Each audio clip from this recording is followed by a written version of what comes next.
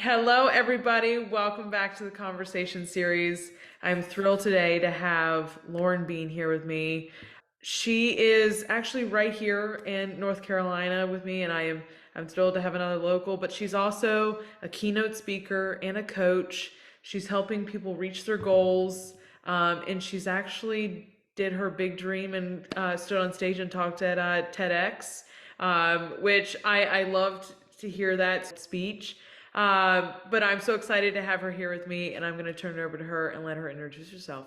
Yeah, thanks so much for having me, Danielle. So, I'm Lauren Beane. I work in marketing full time, but my true passion is in public speaking and helping others. So, a lot of what I speak on and what I'm really passionate about is helping others feel confident enough to go after their goals. A lot of times we wait until we feel 100% ready, or we wait until we check every single box. And all of my coaching services and the topics that I speak on are around how can we go after our goals before we have all of those answers and Yeah. live those big, bold, crazy dreams. When I was doing my research on you, I want to hop into your two different keynote topics.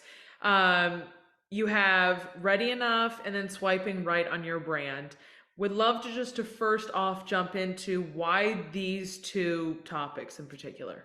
Yeah, so swiping right on my brand was my first keynote that I came out with. So, as I mentioned, I have a marketing background, Yeah. and a lot of what people struggled with that I noticed was not necessarily marketing their companies, but marketing themselves as a brand. And how do we think about how the way that we put ourselves out there, especially when it comes to social media? Everywhere we are, every channel, we have a digital footprint, and it takes less than half a second for people to form a first impression of you. So that keynote is all about how can we make sure that we're putting the right brand out there to help us meet our goals. So that keynote is all about defining what our values are, what are our big goals, and then how can we make sure that our LinkedIn profiles, our Instagram profiles, TikTok, the list goes Yeah. on. How can we make sure that those align with what we think is inside of us and that we're putting out into the wild? My second, or yeah, my second keynote is Ready Enough. And like I mentioned, that is all about how can we go after our goals before we feel completely ready. Yes. One big realization that I had is ready is a complete lie. And so, how can we go after our goals even when we feel like we don't have all the answers? How can we kind of push past the scared Yeah. and do these big, crazy goals that we have in our heads? What I loved when I was listening to your speech is the talk of readiness muscle and how important it is. But I also loved how you had paired it with perfection. And I think that perfection a lot of times gets in the way of us launching things, moving forward in the next steps in our career, or whatever it may be. How do people, like, what are the best ways you would suggest for people to get out of their way of perfection? Because you paired it with failure as well. And I think those two are, we butt heads with those two all Yep. the time.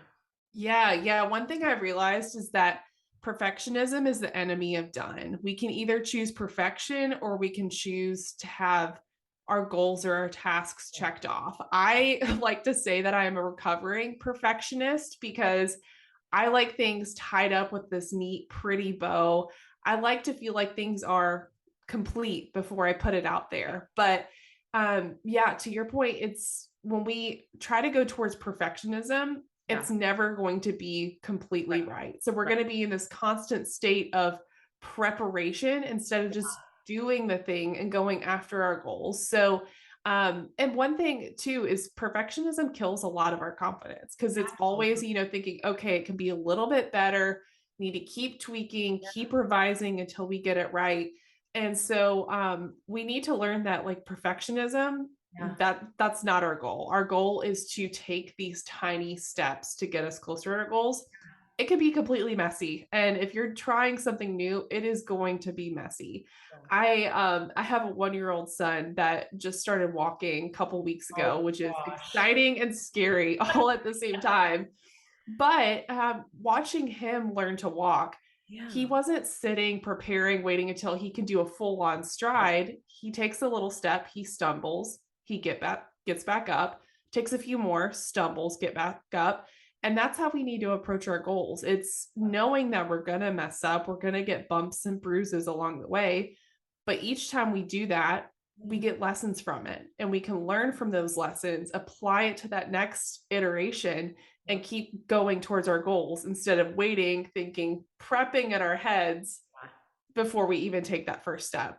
And what I loved was your story of when you were 6 and you were about, it was the day before your dance recital. And it just made me smile because I think we all have a story of that from our childhood at some point where we were just that stubbornness in us as kids. And we were like, nope, we still want to go do what we want to do, be damned, whether we have broken something or what it may be. But I loved that story though, because going back to the readiness muscle, can you describe what that muscle is and why it is so important? Because I think you had the topic around asking for a raise too in that first year. Why Mhm. is it important for women? Yeah. So, um, just to give a background to your listeners. So, when I was 6, I loved doing dance recitals, had Yeah. been dancing since I could walk pretty much. Yeah. And it was on a particular day where I was deciding to go after a game of Candyland, but it wasn't on the ground. It was high up on a shelf and I couldn't reach it. Yeah. I've always been headstrong, always just going after my goals no matter what. And so I decided I'm not going to ask for help. I'm going to climb and get this Candyland game so that I could play it. So I start climbing, and the mission was not accomplished, to put it lightly. So I come falling down, and our big family boombox, which weighed about 20 pounds, Yeah. comes falling down with it. It didn't get a scratch. That thing was indestructible, but landed right on my foot. And so here I am in the doctor's office having to get a boot placed on my foot the day before my dance recital. And so the doctor is telling me about recovery time and that, yeah, there's no way you're going to be able to dance in the recital tomorrow. And so I get back into the car and I'm in pain and upset that I can't dance in the recital. This is what I worked all year for. And my mom turned around and faced me in the back seat and gave me a choice. I could either sit out tomorrow or I could dance through the pain.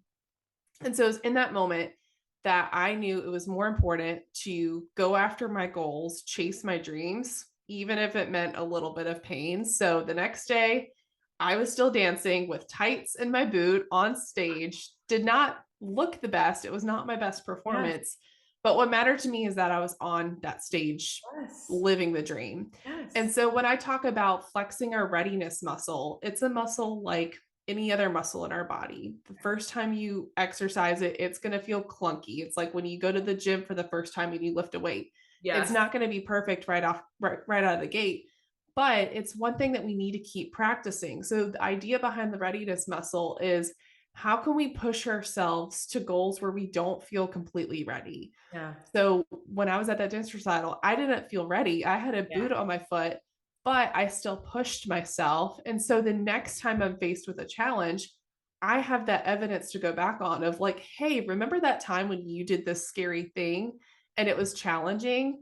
Look where it got you. So Yeah. it gives you the confidence to do another big scary goal. And our goals get bigger and scarier. And so it's important of, even if it's like a small tiny thing where maybe you want to learn how to bake bread. You've never baked bread a day in your life.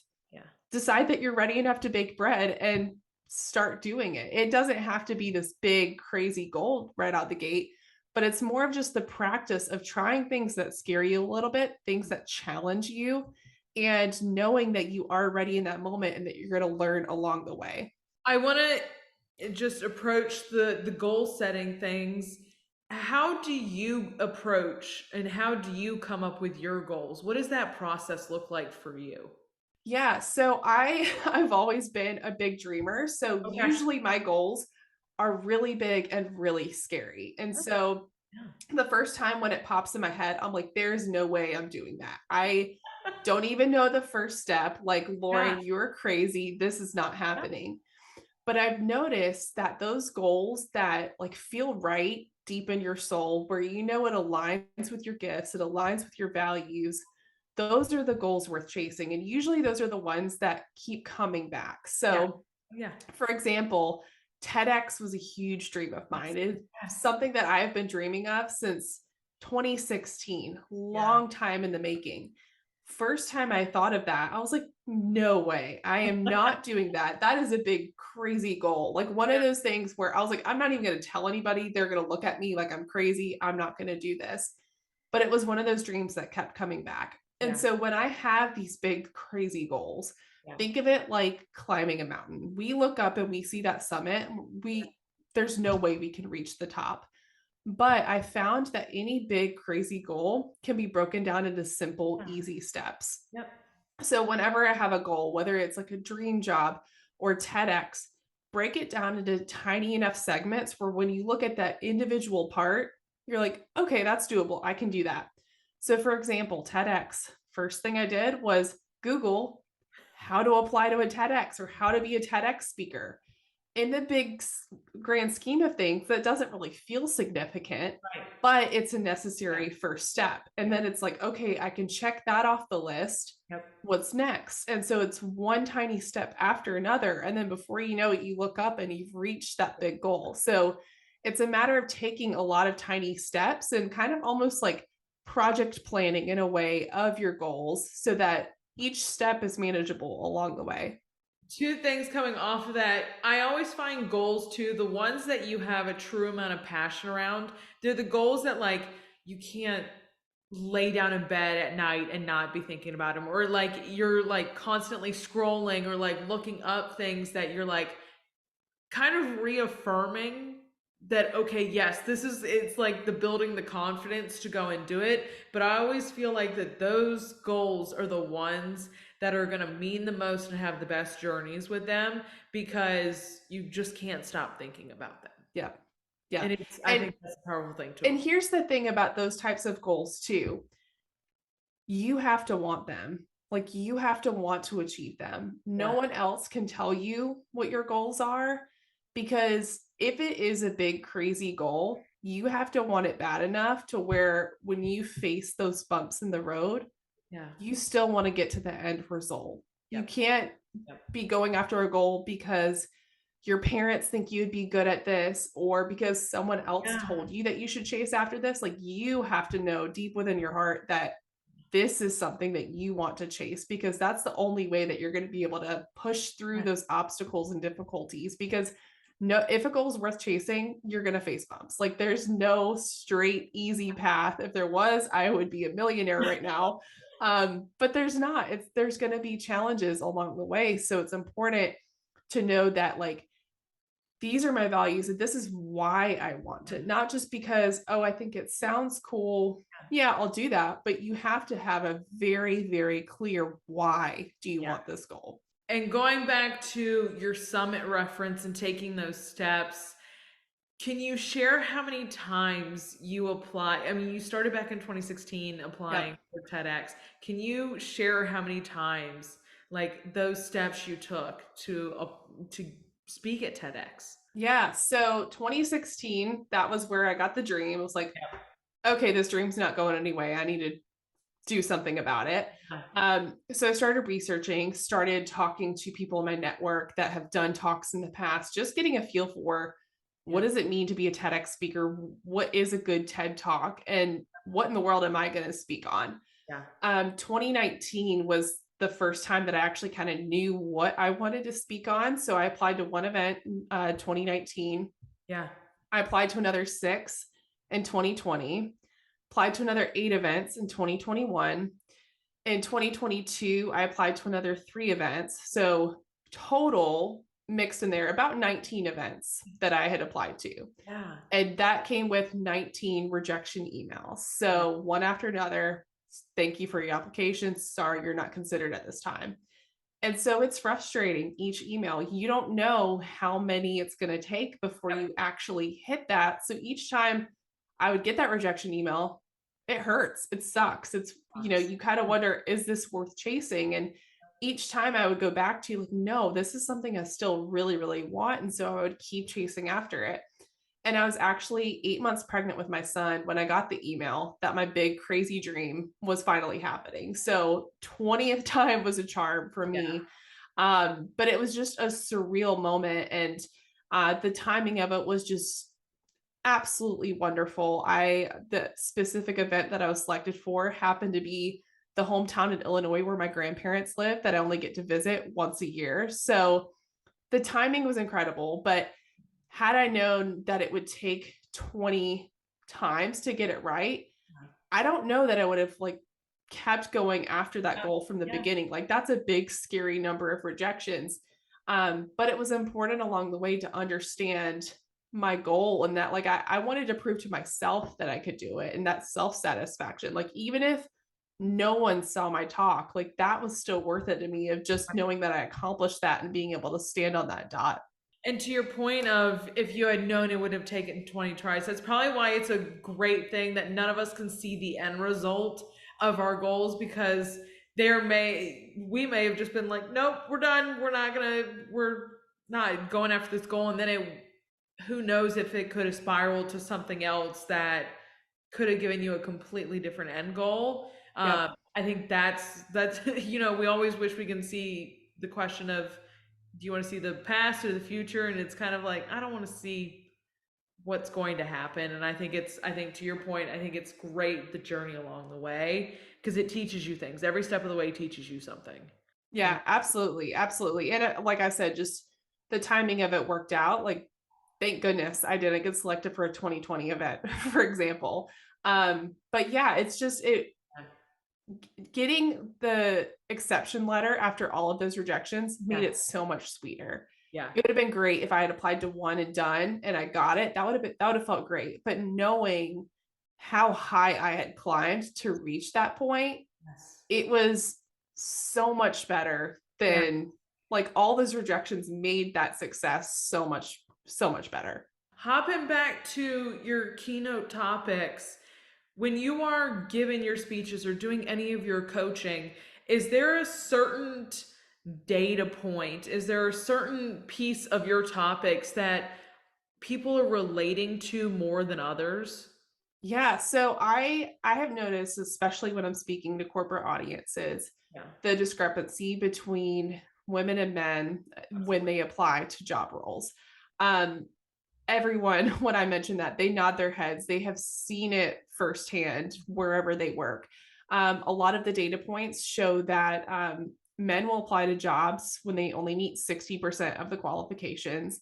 Okay. Women will not apply to that same role unless they meet 100%. Yeah, As a result, we have far fewer women sitting in the C suite in Fortune 500 companies than men.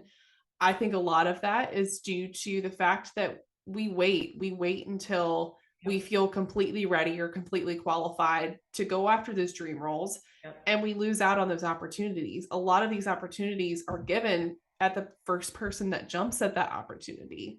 Another thing I've noticed is just since the pandemic and all of the stresses that yeah, we had to undergo, women are less confident raising their hand in meetings or asking for promotions, 12% less comfortable than men since the okay, pandemic. So even just in meetings, we're not raising our hands, we're not advocating for ourselves, we're not speaking up. And so my whole keynote is about how not only how can we ourselves feel ready enough to go after our goals, but yep, how can we be advocates and help bring others along with us? If we notice one of our colleagues that has all the potential in the world, but she's just not seeing it, how yeah, can we bring her alongside of us and encourage her and show her her potential and encourage her to step up for those leadership opportunities? Some of the opportunities that I went after was because somebody kind of gave me a nudge and yeah, said, "Hey, you should go for this." And it was something that I never even thought I could do, but it was somebody else seeing that potential in me. So it's important just to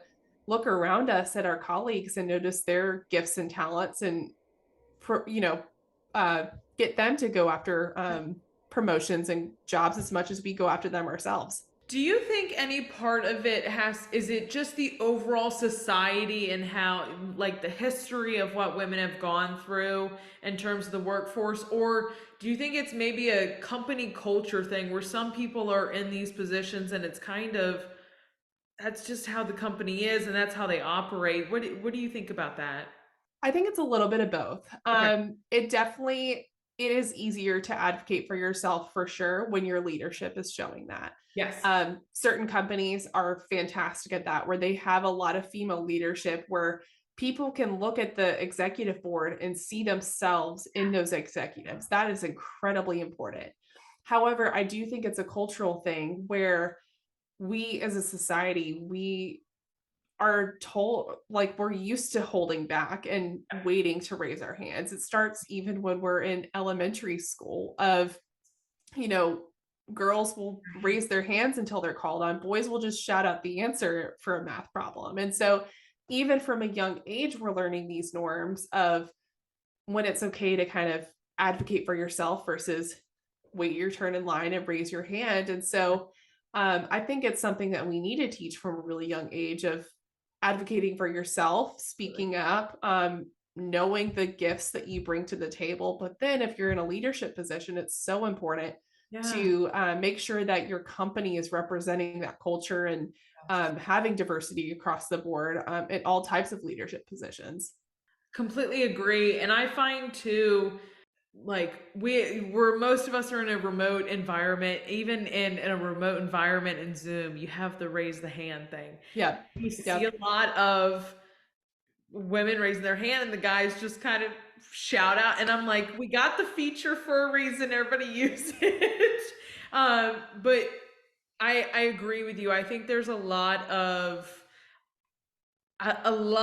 teachings from when we were younger that kind of it sticks with us more than it does with men, and it sometimes bulldozes us a little bit and Hmm. it shuts us down. And I wish so badly that you kind of look back and you're like, "Ah, I wish I wasn't taught that so I Yeah. could, yeah, just the small pieces of things." Yeah, for sure. And I think too, like it's not necessarily a women versus men dynamic, but I do think that like even men in leadership positions need to advocate for the women on their team and notice and like to your point, it's so much harder in a virtual environment. You know, when you're in a meeting, you can kind of read the body language and understand when somebody has something to say and they want to speak up.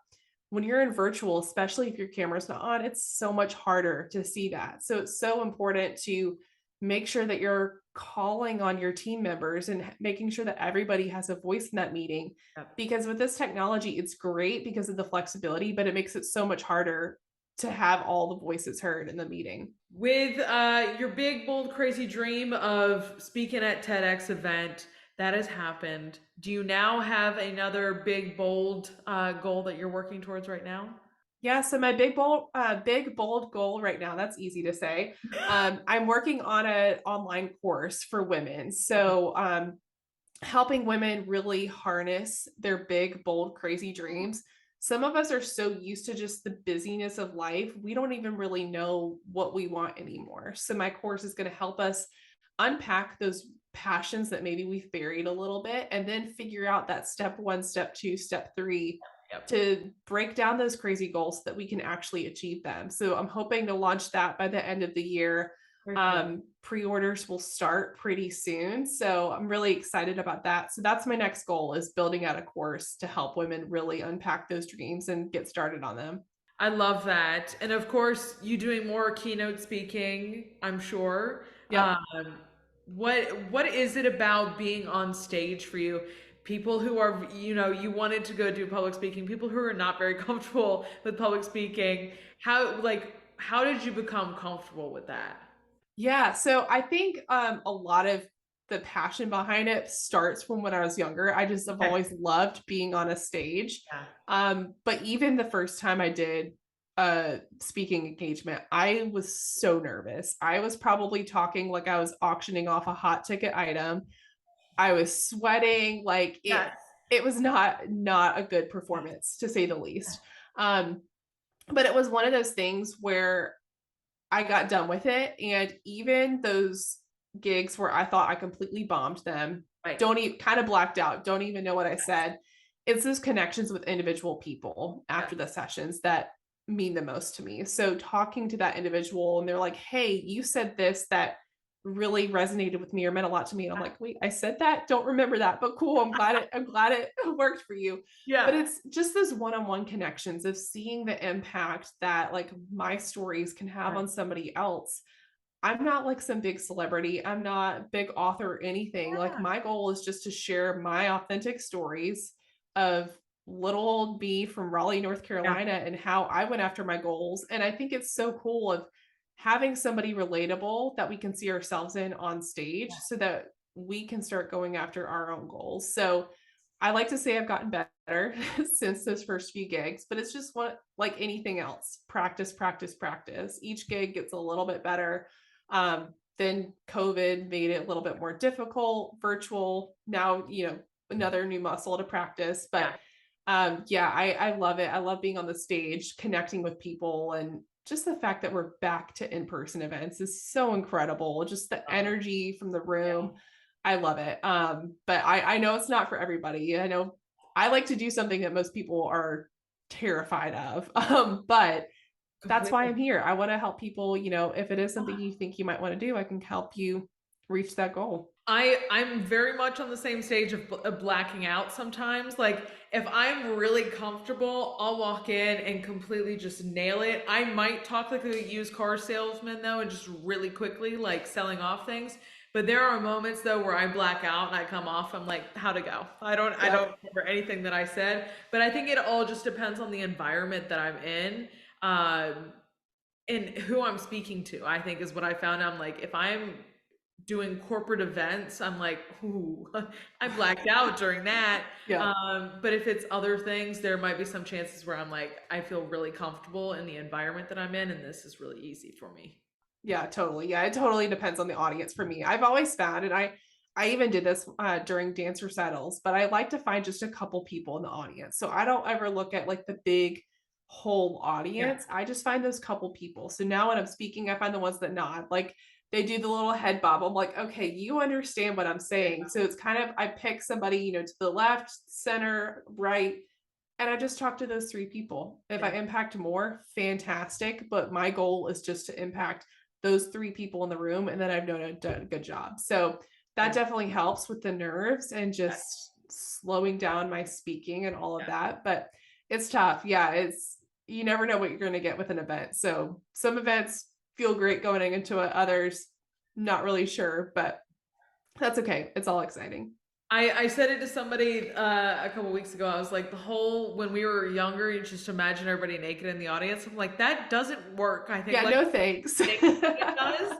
I'm like, it doesn't work anymore. It just doesn't. Yeah. My last question for you, Lauren, is just what inspires you? Yeah, what inspires me is seeing other people finally realize their potential. I love being able to see somebody that like they have this skill that they're good at and they have no idea that it's within them, and pulling it out and just seeing that transformation, seeing the before and after, Yeah. noticing other people that are doing big crazy things that if you had told them 5, 10 years ago that they would be doing this, they Yeah, would have thought you were crazy. absolutely. I love seeing those stories of just people leaning into their gifts and their talents and utilizing them to the biggest, best potential that they can. I think to your point, when people look at you like you're crazy or say that you're crazy, that's the most beautiful reassurance that you're Yeah. doing something amazing. And Mhm. I love that because I even love when people tell me that you can't do something. I'm like, watch me. I'm gonna go prove you wrong. But in the same, Yep. I think when people look at you in that crazy sense, they're like, you'll never do this. I'm like, I believe that I can. I'm gonna go prove you wrong. Yeah. I think Yeah. it's a beautiful moment. Well, Lauren, I can't thank you enough for coming on and speaking with me today. You guys, if you do not follow Lauren, all of her socials are going to be linked down below, so you can go give her a follow. And Lauren, I can't wait to see this program you put together for women. I think it's going to be incredible, and I just can't wait to see what you do next. Yeah. Thank you so much for having me. Yes, absolutely. And as always, I will see you guys back here next time. Bye, y'all.